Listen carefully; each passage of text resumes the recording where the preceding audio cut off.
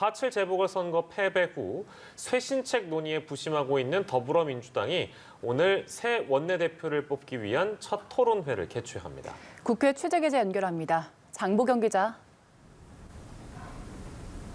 네, 더불어민주당의 새 원내대표 경선에는 윤호중, 박완주 두 의원이 출마했습니다.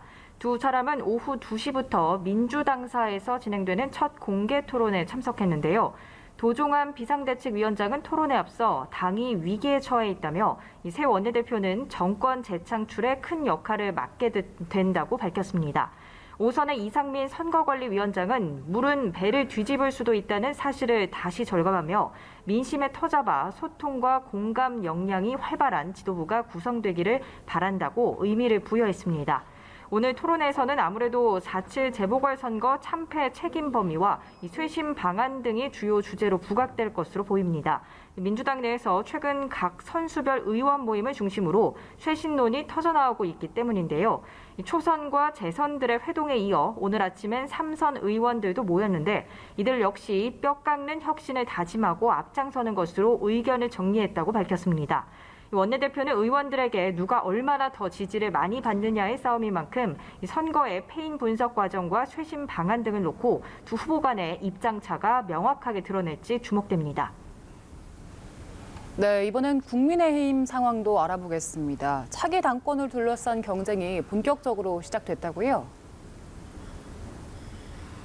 네, 재보선 승리를 거머쥔 국민의힘은 이 내부에서 차기 당권을 둘러싼 경쟁이 가열되고 있는 모습입니다.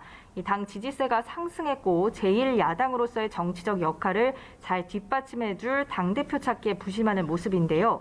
최다선인 주호영 당대표 권한대행과 정진석 의원이 현재 가장 유력한 당권 주자군으로 꼽히지만 당대표 다선 단일화 여부를 놓고 협상의 여지가 남아 있습니다.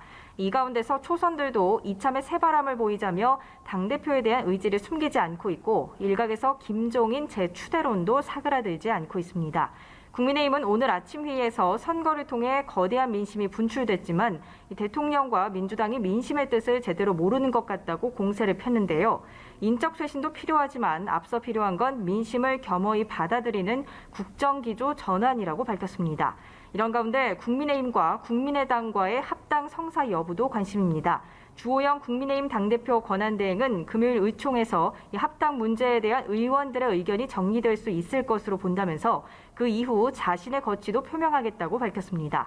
안철수 국민의당 대표는 다음 주까지 당원들의 뜻을 묻는 과정을 진행할 계획이라는 입장을 밝혔습니다. 지금까지 국회에서 전해드렸습니다.